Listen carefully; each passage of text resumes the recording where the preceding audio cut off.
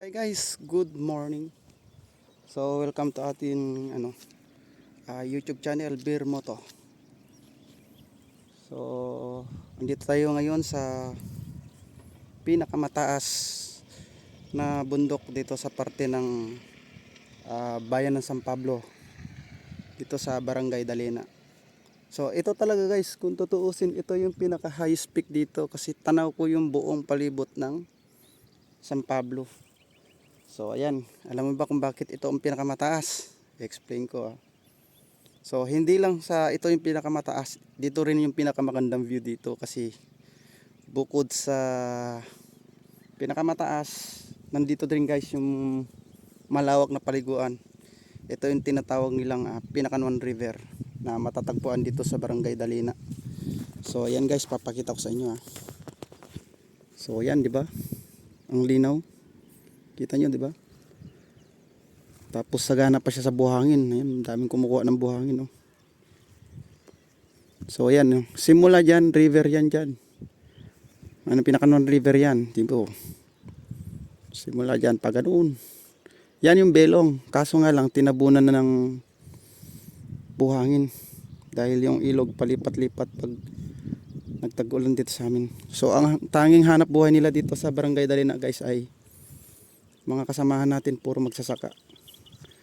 Mga palay, mais ang pangunahing production dito. So makikita nyo naman, as you can see, yan po yung Barangay Dalena, itong nasa unahan. Yung nasa dulo, ay yung nasa gitna, yun yung Sitio Flaviano. Part pa rin siya ng Barangay Dalena.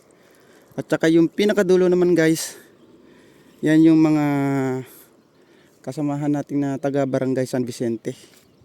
So yung pinakatuktok naman na bundok na yan guys, yan yung Sierra Madre na sumasangga sa atin dito sa buong Isabela pag may bagyo.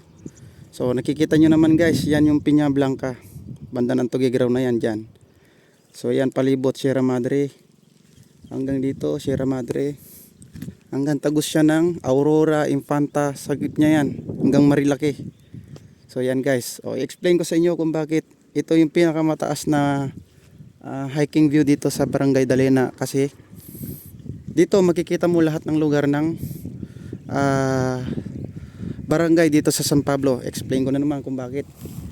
So ayan guys, nakikita nyo yan. Yan yung Barangay Limbawan at saka Kaddangan. Yan, Kaddangan. Dito. Hindi natin mapalipad kasi drone kasi nag-update siya. So ito yung Barangay Ananuman. So ito naman guys, yung Barangay Dalena. So yun yung Barangay San Vicente. Barangay Simanu Norte, Simanu Sur. So dito naman sa bandang dito, kita nyo naman dito guys. So yan yung Sitio Antagan na sakop ng Barangay Ananuman. Ewan ko kung Ananuman o Sentro San Pablo.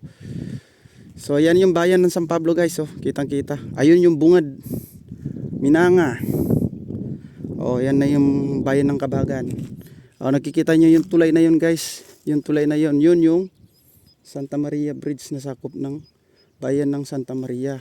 So yan na yung Tugigraw. Andito yung Carlukod, Awitan, Binguang, magkakatabi. So ito guys, dito tanaw na tanaw nyo. Dito tayo sa taas. So dito guys sa amin, ang ganda rito. First time kong umakyat dito, ewan ko kung may nag-video na dito umakyat dito. Sakto, nasunog yung daanan, luminis. Kaya walang mga sagabal na na mga baging kanina sa pag-akyat ko. So ayan guys, napakasarap dito sa amin. Alam mo yung bakit guys? Bukod sa sagana sa buhangin, sagana pa siya sa paliguan. Marami ring tilapia rito guys. Di nauubos yung mga native na tilapia rito. Malambot-lambot ang buto nun, lalo na pag yung pag niluto mo siya na tawag dito. Yung pinakuluan mo lang siya ng suka, kahit ilang araw yun hindi yung masisira kasi malambot nga siya at saka purong organic, it's natural lang siya. So ayan guys, pupunta sana tayo dyan, maliligo sana tayo, kaso medyo langanin na yung oras natin.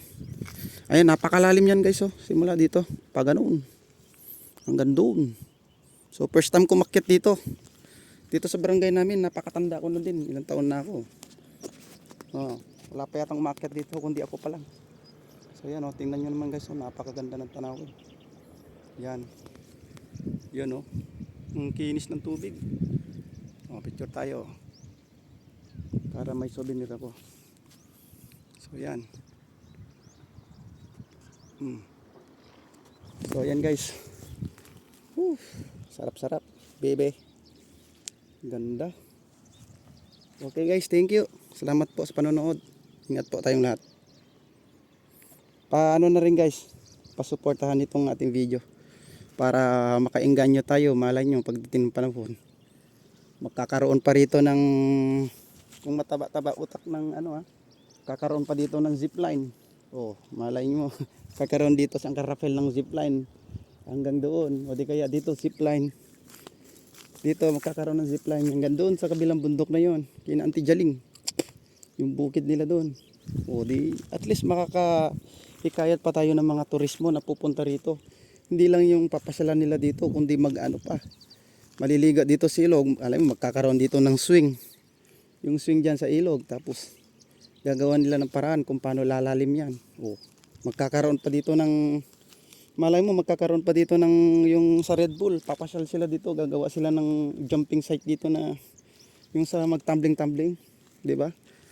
Malawak mga imahinasyon natin. Sigurado maraming magagandang alaala na mangyayari dito sa pinakamataas na bundok dito sa bundok nito.